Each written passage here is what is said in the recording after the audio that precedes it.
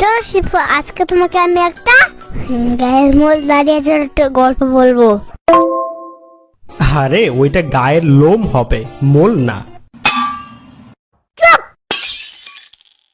আচ্ছা ঠিক আছে, বলো তাহলে। এক দেশে একটা আমি বাস করতাম। তুমি বাস করতে মানে? মানে এটা আমারই তো গল্প। আচ্ছা আচ্ছা, তারপর বলো। মানে আমি একদিন ফোন টিপতে টিপতে হেঁটে যাচ্ছিলাম বনের মধ্য দিয়ে। আচ্ছা আচ্ছা, তারপরে বলো। তারপর আমার পাশে একটা পুকুর ছিল। আচ্ছা আচ্ছা, তারপর? হঠাৎ আমার হাত থেকে ফোনটা পড়ে গেল। আচ্ছা আচ্ছা, তারপর? আমার মনটা খুবই খারাপ হয়ে গেল, আমার খুব কষ্ট লাগছিল। হাই রে, তারপরে কি হলো?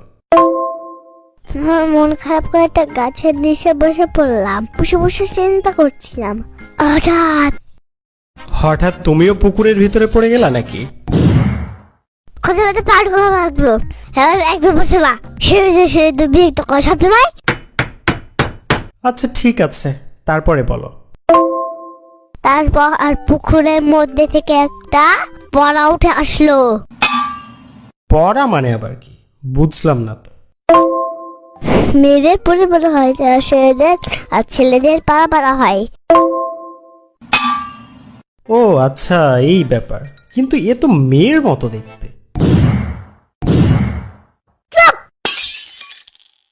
আচ্ছা যাই হোক, তারপরে কি হলো? পুরি বলল, এই মেয়ে, মন খারাপ করে বসে আছো কেন? বলবো না, যাও তো। এমনিতে আমার ফোন পানিতে পড়ে যে আমার মন খারাপ। তারপরে পরিশোনা ফোন তুলে বললো, দেখে তোমার ফোন। তারপর আমি বললাম, তুমি কানা? আমার কি চোখের সমস্যা? আমার তো এমনি ফোনে দাও। আমার এমনি ফোনে দাও। আমার তো এমনি ফোন, আমার তো শূন্য ফোন না। আরে বাবা, তারপর? তারপরে পরি বলল, আমি একটু ওয়েট করলাম, পানির ভেতর থেকে আসি। তাই এই কথা বলে পরে ডুব মারলো। আচ্ছা আচ্ছা, তারপর? এসে আমাকে বললো, এই রূপার ফোনটা কি তোমার? পাগল ছাগলকে থাকাস, তোকে দেখে আমি আগেই বললাম যেটা আমার ফোন না, আমাকে যেটা ফোন আমার সেটা এনে দে। তখন পরি মন খারাপ করে বললো, আপনার জন্য ব্যবস্থা করতে পারি নাকি দেখি। আমার ফোনটা নিয়ে আসলো, ডুব দিয়ে আমার ফোনটা নিয়ে আসলো। মুনিয়া, এটা কি তোমার ফোন? দাও আমার ফোন, আমাকে ফিরিয়ে দাও। পরে আমার ফোন আমাকে হাতে ধরিয়ে দিয়ে পরে আবার ডুব দিতে গেল। আমার তো মেজাজ একবারে খারাপ হয়ে গেল, আমি তো একবারে রেগে গেলাম। এই পরি, বাচ্চা পরি, আমি তো সততার পরিচয় দিয়েছি, আমাকে একটা ফোন দিয়ে সব ফোন নিয়ে যাচ্ছ কেন? তুমি একটা কিপটা পরি কেন?